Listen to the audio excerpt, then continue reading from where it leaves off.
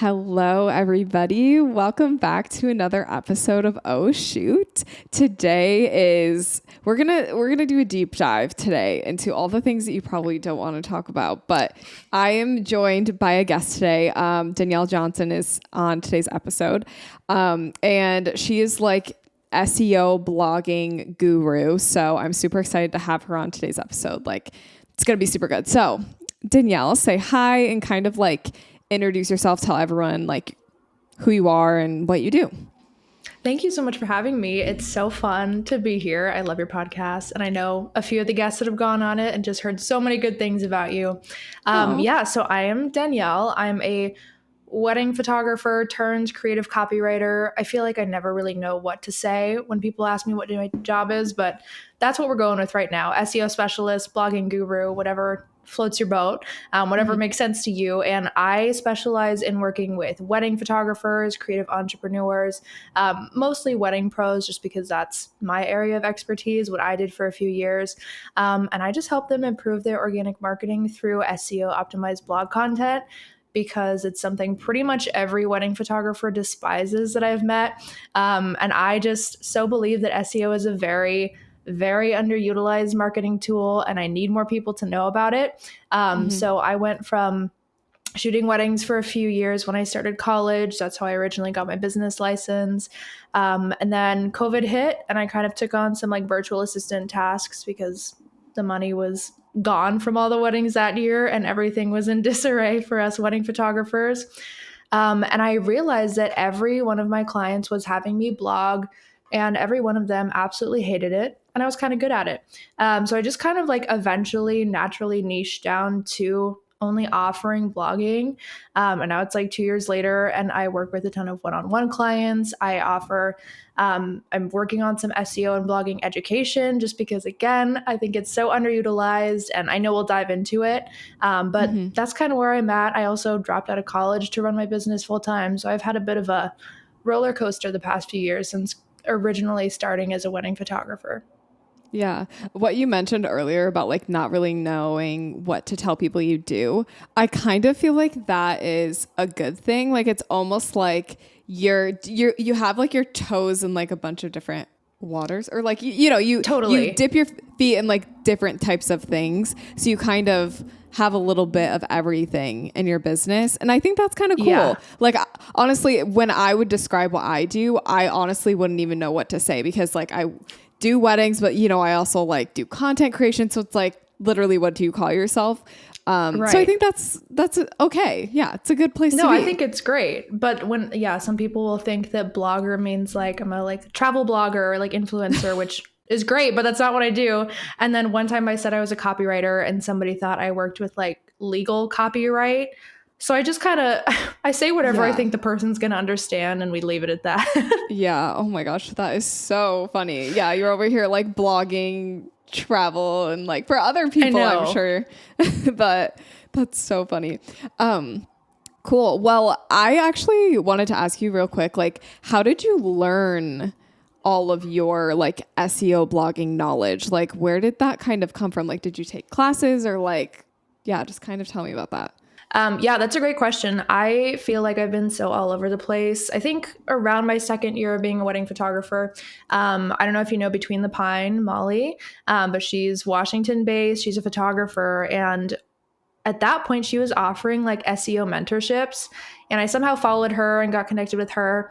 I did like maybe like month or two SEO mentorship with her that just kind of got me the basics. I took the SEO is Fun course by Catalina Jean, classic. I took the Fuel Your Photos course. I did a few other mentorships, I think. I kind of just like pick and chose every piece of information from different courses, different mentorships over the years. I would say that most of my experience, though, has just come from working with so many one-to-one clients for 2 years. I got all the strategies and everything from different podcast courses, but there's really nothing like just putting it into practice for 2 years with a bunch of different types of people and seeing what works and what doesn't work. So I would say it came from all over the place, to be fully honest. Yeah. I feel like experience is like one of the best ways to learn. Like you spent a lot of time like learning from courses and like online education, which is so great.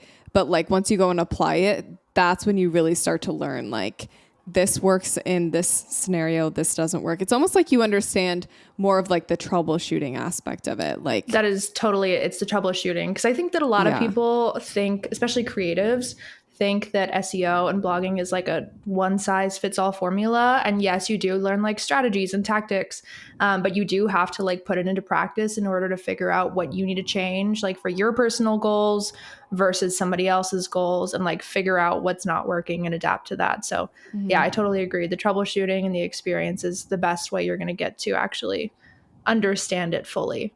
Yeah, absolutely. So let's dive into talking about our first topic, which is blogging. Yay. That's all I talk about in my life. I love it. I know. Yeah, you're like, I'm sick of this.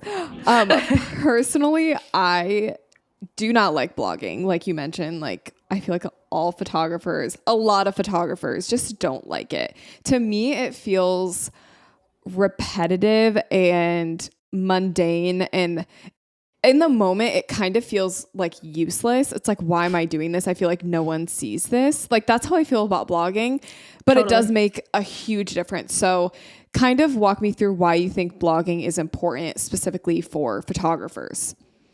Yeah, I mean, I think that a lot of photographers don't really prioritize it simply because it's not instant gratification like it is for Instagram with somebody DMing you and booking you right on the spot.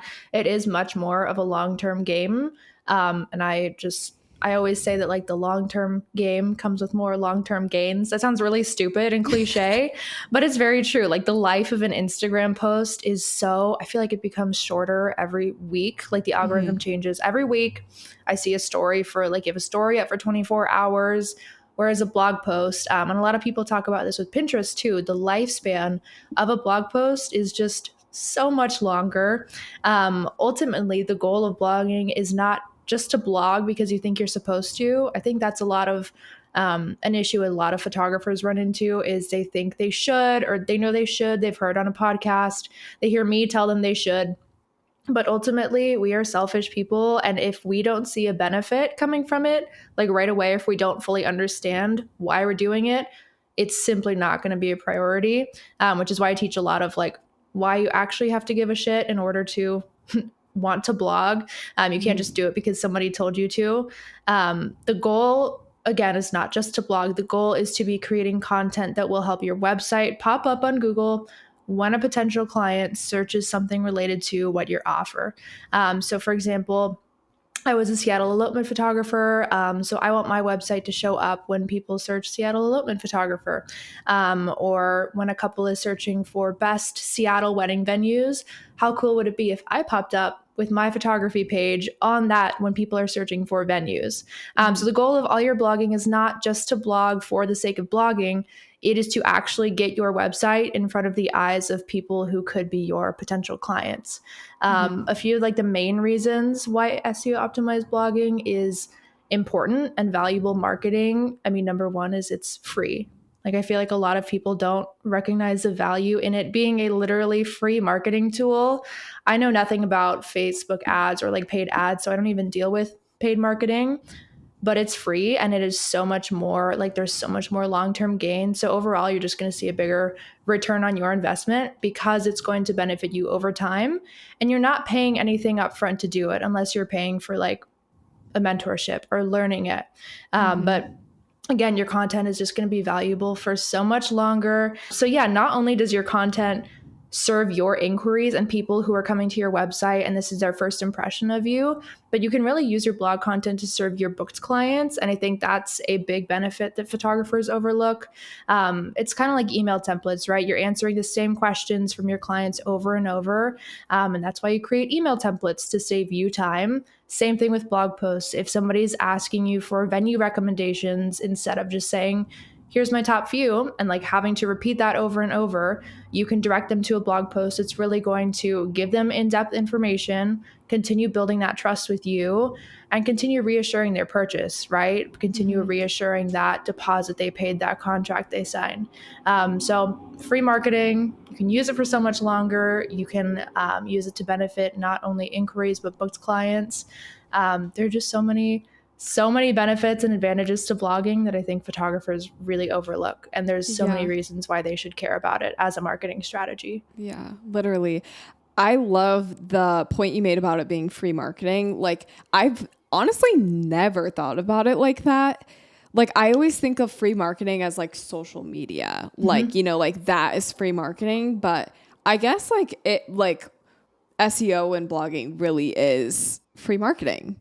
Like, unless you're like paying for like, if you don't have a website yet or something like that. Right. But, like, I guess you're paying for like your website to be set up, right? But the actual content you're writing it. You already have the photos you're taking. You're not paying for it to be on Google, right? All you have to do is follow Google's rules and like strategies that it wants you to do.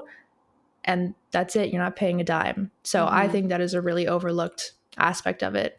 Oh yeah, for sure. And also the point you made about writing blogs for like your current clients, I've also never thought about it like that either. It's almost like you're doing double the work by being like, oh, here's some like a planning tip email that I'm going to send you. Like, why not literally put that into a blog post so then you can send it to your clients, but also literally put it out into the world. Like that type of information that you're giving your clients, like why not just give it to everyone else too? Like, right. Like if you are writing that content, you should be repurposing it and like squeezing as much out of that as you can. Like I wrote a Big Sur elopement guide recently for a client.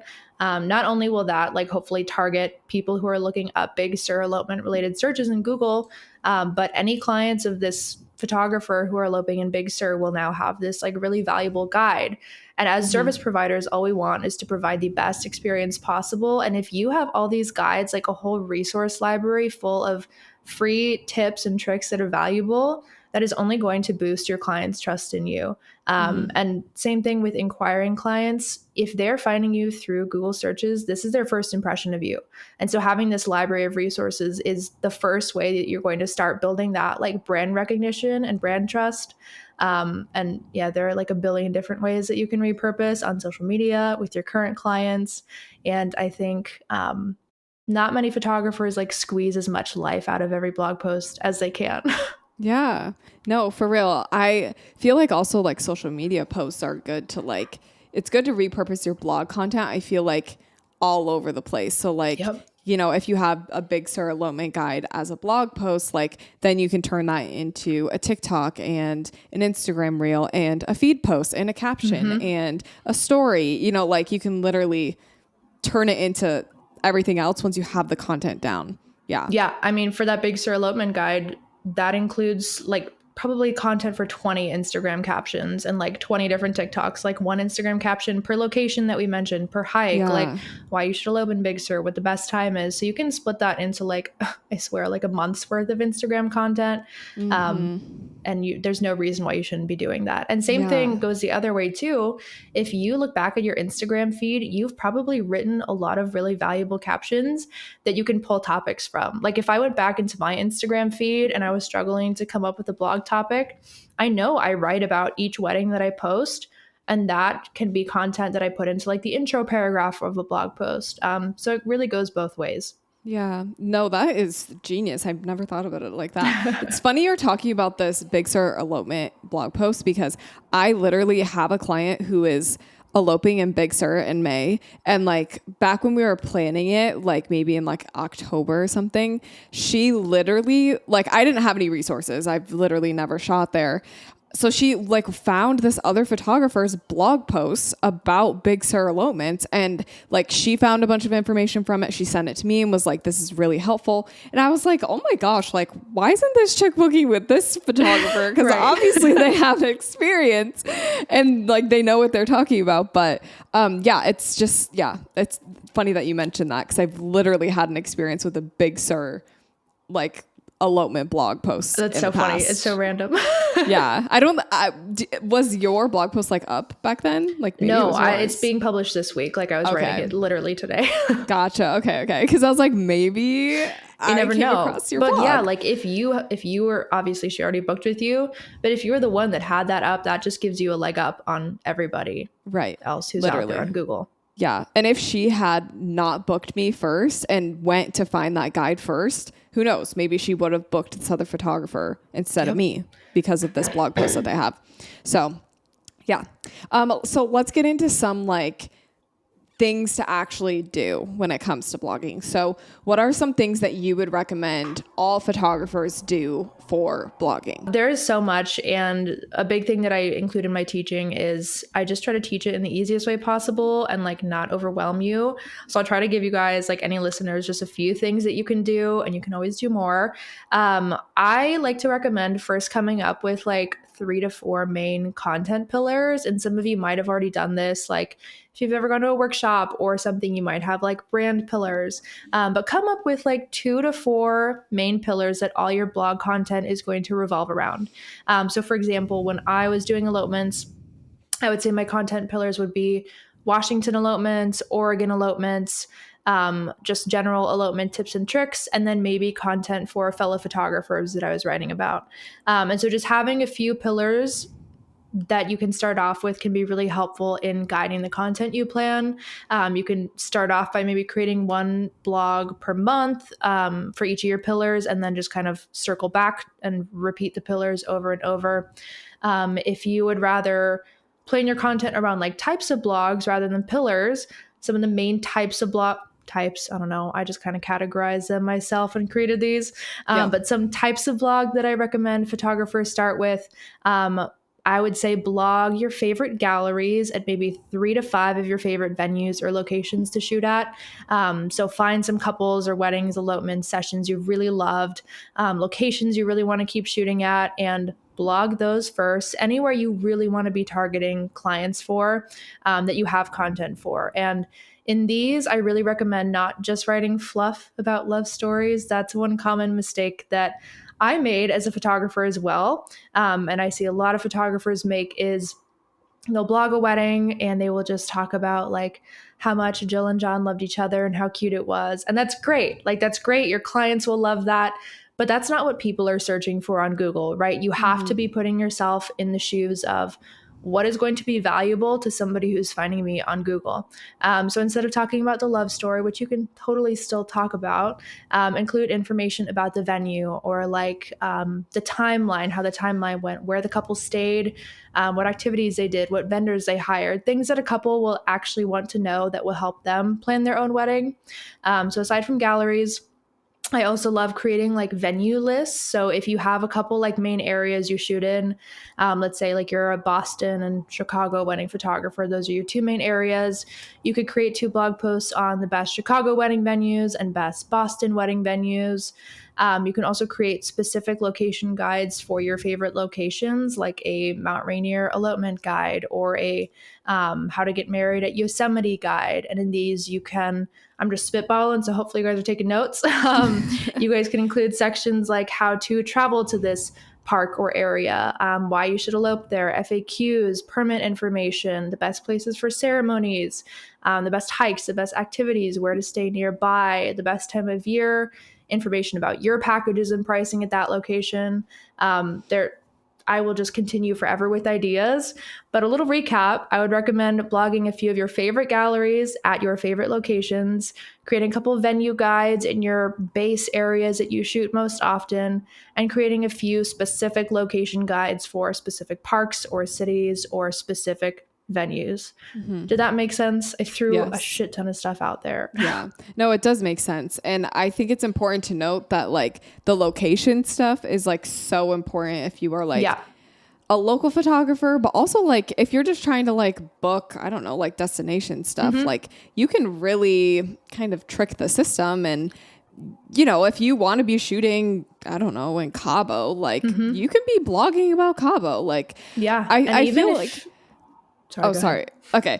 So I feel like even if you haven't been there, like you can still gather enough information. Maybe you don't have photos from there, but you can still gather information about like good places to get married and like good places to do photos and where to stay and all that other stuff. You know, like if you, you can just be a good FBI agent and like, you know, You can Anyway. totally still do your research even if you haven't been there. And even if you have shot somewhere once, like a couple examples, I had one client who really wants to shoot more in the Dolomites.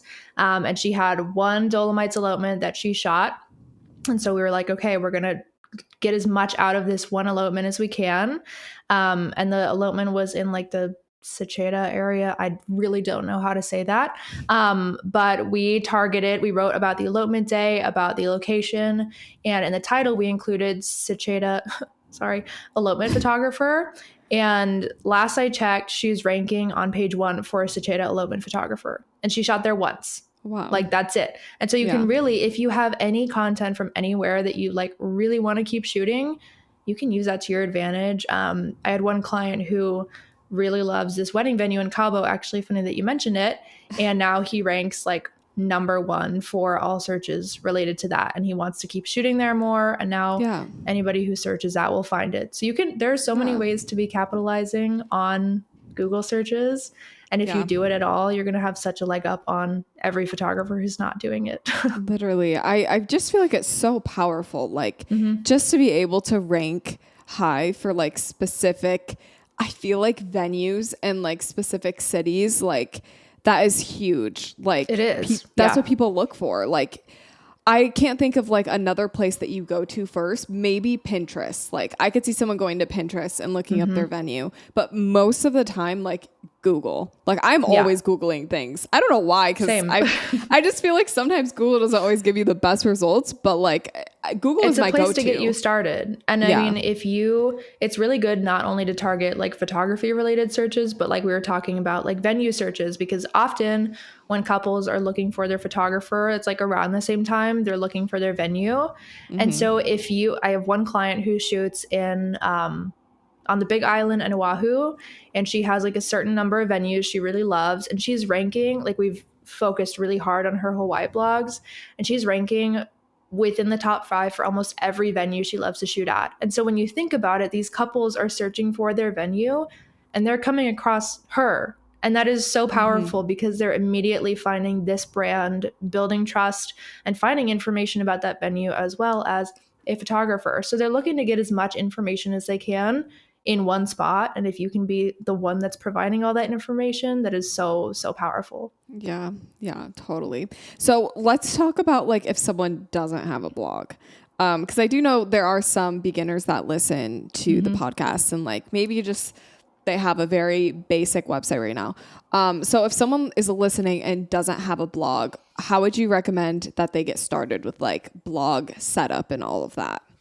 Yeah. So, I mean, the actual logistical setup is usually pretty easy. If you're in WordPress or Squarespace, Squarespace is the easiest. I think they have a blog page already within Squarespace. Okay. As far as the setup goes, I would just go to YouTube. I think you should be placing a little bit more importance on actually like starting your blog versus the setup, because that should be pretty easy. Okay. But as far as like getting started with your blog, I'll lean a little bit more into that. Okay. You should definitely be setting up Google Search Console. So if you don't know what that is, it's basically Google Analytics, but only for organic traffic. And the goal with SEO and blog posts is to build your organic traffic, right? So that is traffic that's only coming from Google search, no social media or anything. So as soon as you set up your blog, if you already have it set up, make sure you have your Google Search Console set up. It's totally free. You just put in like the code into your website header, really easy. Just look it up on YouTube. But that will start tracking all of your organic traffic. So do that ASAP if you don't have it set up. It's really important to just get to know the basic SEO terms. If you start trying to dive into blogging without an actual grasp on what the parts of an optimized blog are, chances are you're going to be confused. You might do it wrong, and you're just not going to get the most benefit out of your blogging. So I would recommend either go to YouTube. I have a free guide with like all the most basic terms and definitions that I can talk to Cassidy about. And then as far as actually starting with your content, I would just start with creating one blog for each of your content pillars. Or you can create one of each type of blog that I mentioned earlier. Does that kind of cover it? Mm-hmm. Yeah, that makes a lot of sense. Yeah, that's perfect. I think it's really hard to get started. And a lot of people think that every blog has to be perfect in order for it to rank, but just know that like any blog is better than no blog. You can always go back and change it. It doesn't have to be perfect the first go around. So don't let that stop you from actually publishing something, because a half-assed blog is better than every other photographer who has no blogs. No blogs. Yeah. It's funny you mentioned Google Search Console, because like literally I have that, right? Like obviously on like my websites, but like I never check it. And I think like just to like remind people out there maybe that already have it set up, like maybe go and check it every once in a while just to see like how things are going. Cause you know, if you start to rank for something, like you really want to push that, you know, like I think I started ranking for this venue, and I have a girl that like does my blogging for me. So like I started to rank for this venue, and she was like, oh, you're ranking for this venue. Let's do a couple of more posts. And I'm like, how did you know that? And I literally forgot about Google Search Console. So thank you for might that not even know you're ranking for things. You might have set up Google Search Console like 2 years ago and have no idea. So go in, whether you think you have it set up or not, and double check, because it'll tell you things like which pages are getting the most views, how long people are spending on your blog posts. And then another great app, if you want to do some more like keyword specific tracking, which Google Search Console does tell you what keywords you're ranking for. But a great app is SEO Edge. It's a free phone app. I don't think it's on computers, but it's a free app for your phone. It's like the most simple, basic keyword tracking app you can have.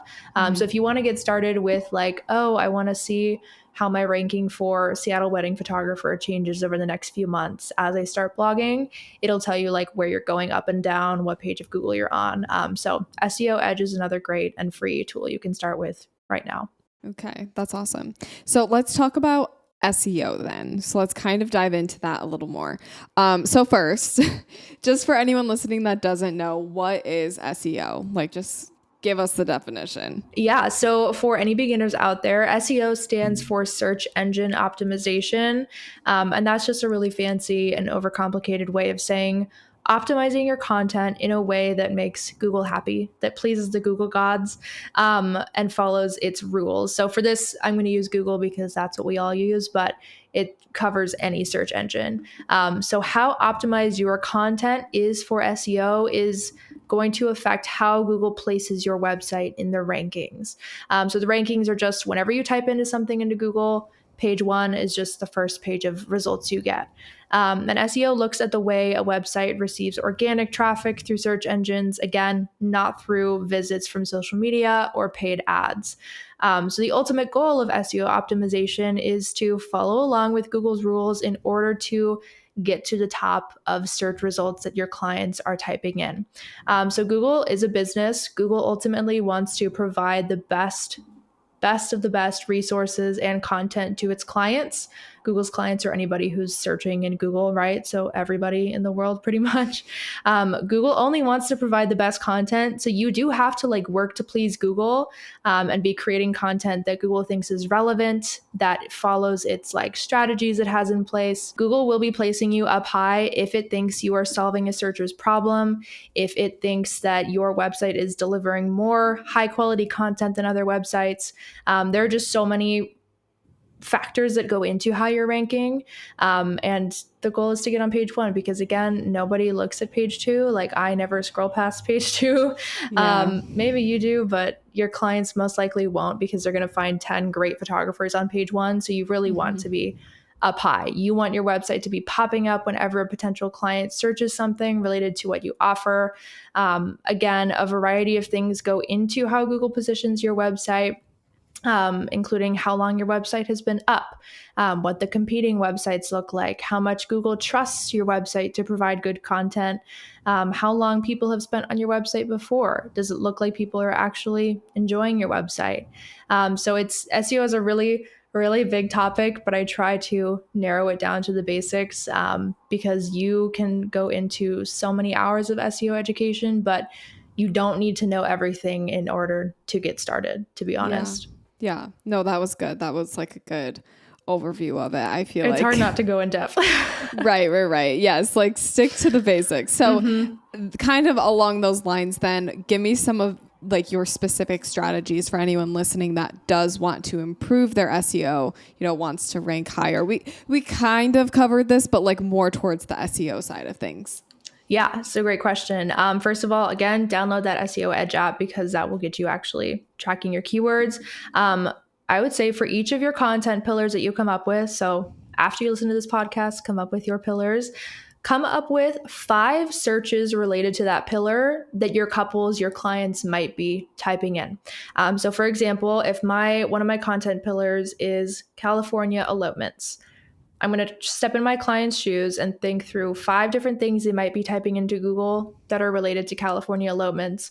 So that might be best places to elope in California, how to get married in California, best wedding venues in California, best wedding vendors in California, what permits I need for a California elopement.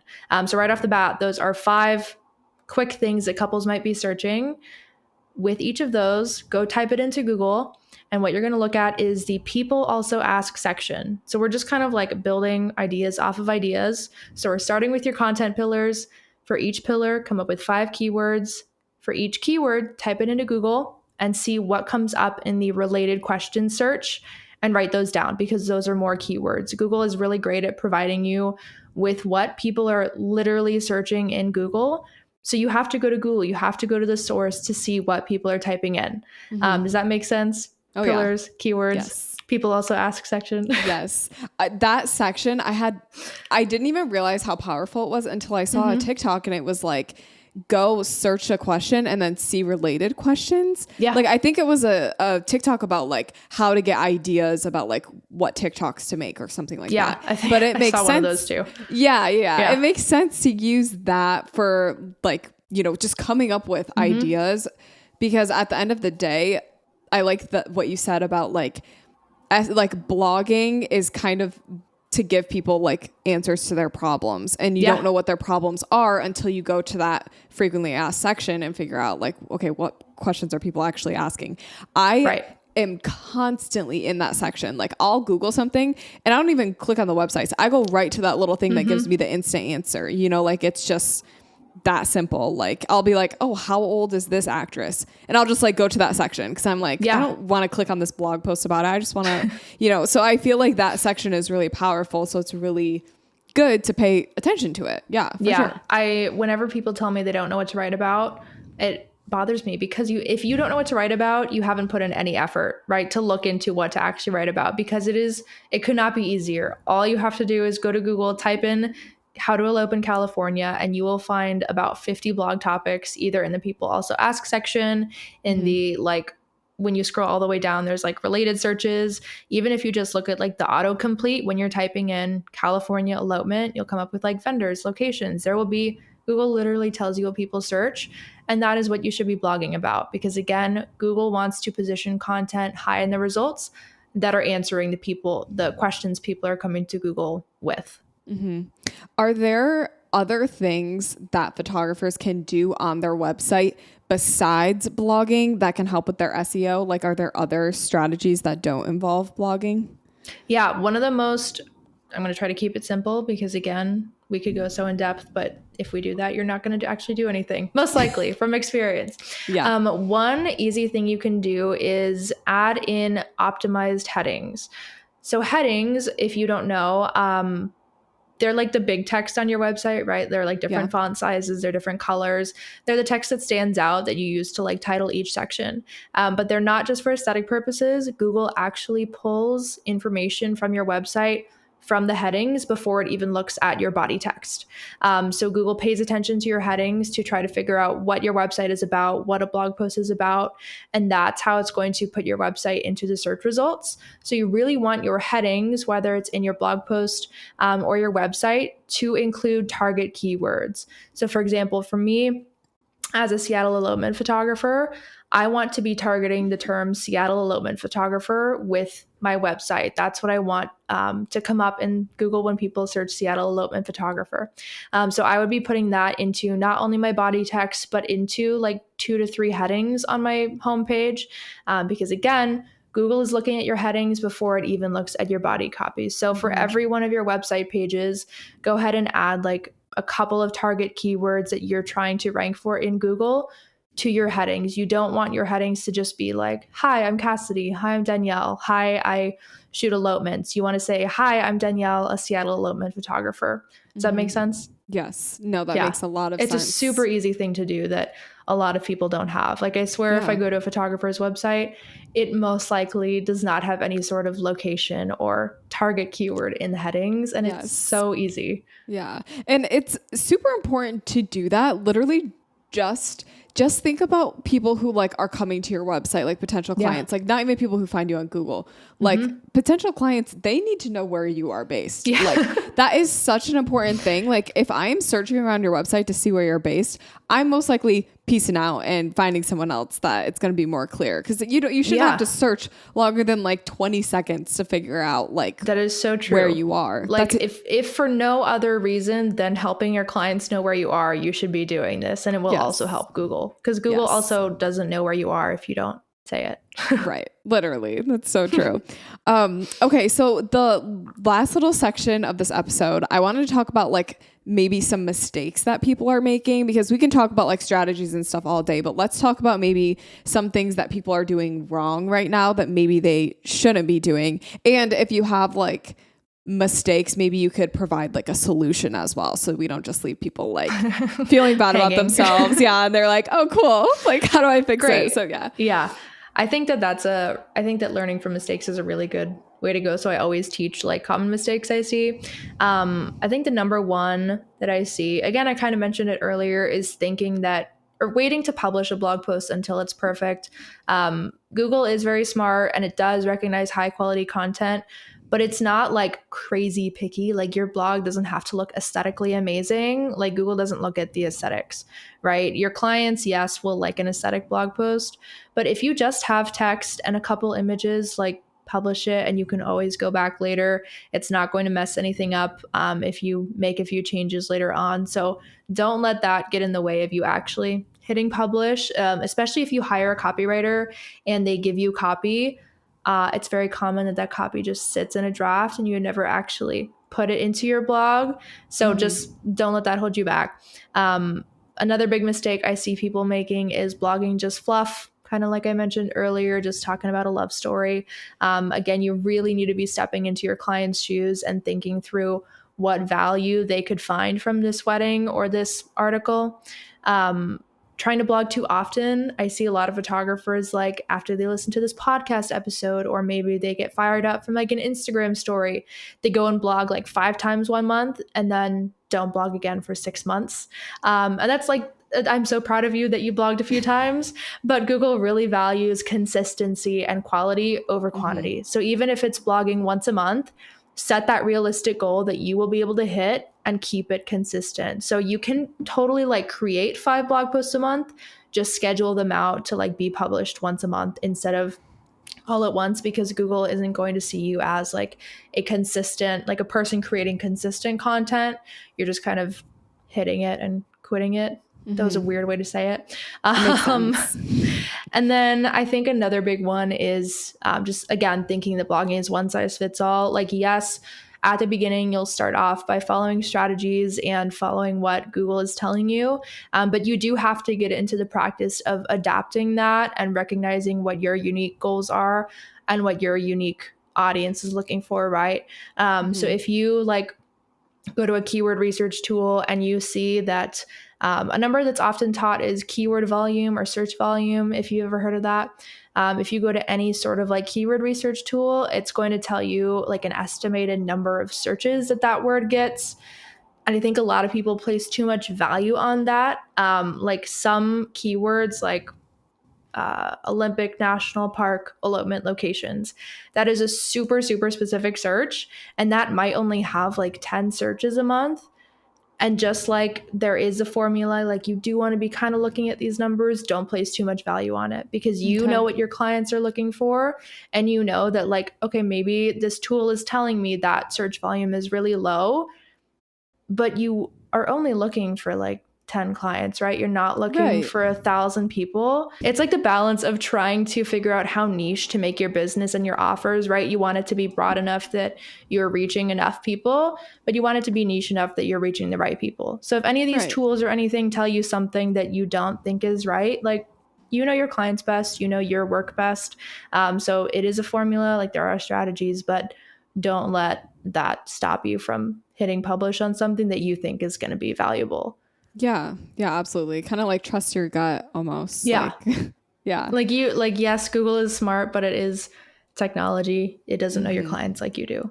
Yeah, for real. And I think it's important also to like, not like to remind everyone that like, we are not like employed by Google, you know, like you don't have to like commit your entire life to blogging once a month. You know, like if you just feel like you can't do it sometimes, like, you know, Google's not going to punish you. You know, like, I mean, yes, it could like hurt your rankings, but you know, other than that, like, just remember, like, it's just not always that serious, you know, like it's not. And again, don't take if it too you serious. publish a blog that like doesn't have like the most optimized keywords, like your clients are still going to find that valuable. Even if, like, I always say there's different purposes to blogging. Like one blog post might be with the goal to rank. One blog post might just be for your booked clients. And so you don't have to put the same amount of effort and energy into like optimizing the one that you just want to send to your clients. Don't have to worry about like optimizing that for Google. So set like a goal for each blog post and know where you need to put your energy for that goal to be met, if that makes sense. Yeah, absolutely. So I wanted to ask you at the end of the episode here, do you do Pinterest? I used to, but then I got tired of the algorithm. So I said, I'm going to refer people to Pinterest experts instead of me trying to keep up with it. Okay. Because I was just going to ask you like how you feel like Pinterest relates like in SEO, and like, I don't know if you have like any words of wisdom for anyone that, you know, just wants to hit it big on Pinterest. I think that Pinterest is such a valuable tool to use in tandem with blogging, because if you are blogging, it really doesn't take much effort to incorporate Pinterest into your workflow. You're creating these blog posts with the beautiful images that people are looking for on Pinterest. So all you need to do is create like, you could create a couple graphics for that blog post. Like if it's a big Sur elopement guide, create a pretty like Pinterest graphic and just pin the link, and use your same like blog post title and description as the pin title and description. Or just like save the images with the little pin button on your blog post. Like if you're creating a blog post, you should be sending it to Pinterest, because Pinterest, while it's not organic traffic, it is such a powerful tool in getting traffic to your website. And the more traffic you get to your website, the more Google trusts your website and wants to position you higher. I used to have like in this random couple session I did like my first year in business, and I wrote like probably 200 word blog post about it. Like I didn't know shit about SEO, but I saved the pins to my Pinterest, and I like 90% of my web traffic for the next year was from those pins. So even if you're doing it like not perfectly, like I wasn't, still use Pinterest. I think you can use Tailwind. That's what I used to use. But again, I'm not the expert, but like I know how valuable it is. It's really powerful, and it's really easy to do if you're already creating the blog content. Yeah.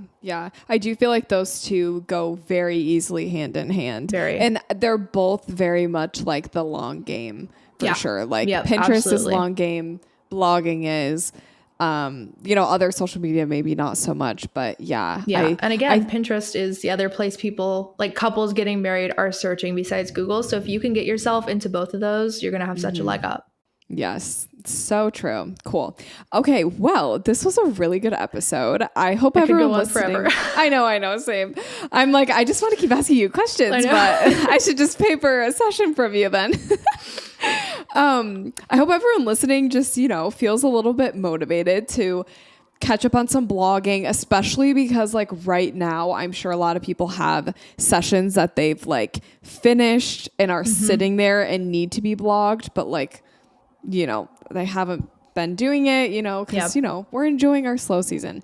So Yeah, literally. I hope that people listening just kind of feel that like I'm feeling. But Danielle, I would love for you to tell everyone where they can follow you, find all your resources and all of that. Yeah. On Instagram, I am at Defy Creative Co. My website is defycreativeco.com. And on my website, you can see all the different things I offer. The big thing I have in the works right now is a course that I'm trying to just create like a different course that is unique to the other. There are only like 2 or 3 other blogging courses out there for creatives, but this is specifically going to be for wedding photographers.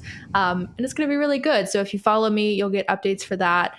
I offer some blogging templates. So these are like $15 each. If you have no idea where to start, I give you a shit ton of prompts and questions to help you actually know what to write. So you're not just writing fluff like we talked about. And then I have some freebies on my website with like 50 ideas for photographers, the SEO anatomy of a blog, which you should definitely download. It's the basic like terms and definitions to get you started. And then I offer a la carte blogging if you do want to hire it out. It's copy without a contract or commitment. So you can find all of it on my website and my story highlights. I don't post a lot on my feed, but I'm very active on my stories. So yes, I'm everywhere on it. Yeah. But I would love to connect with you all. Yes, cool. Well, awesome. I'll have your Instagram and stuff linked in the description. Perfect. But thank you so much for coming on today's episode. It was so great chatting with you. Thank you for having me. Yeah. Have a great rest of your day, everyone.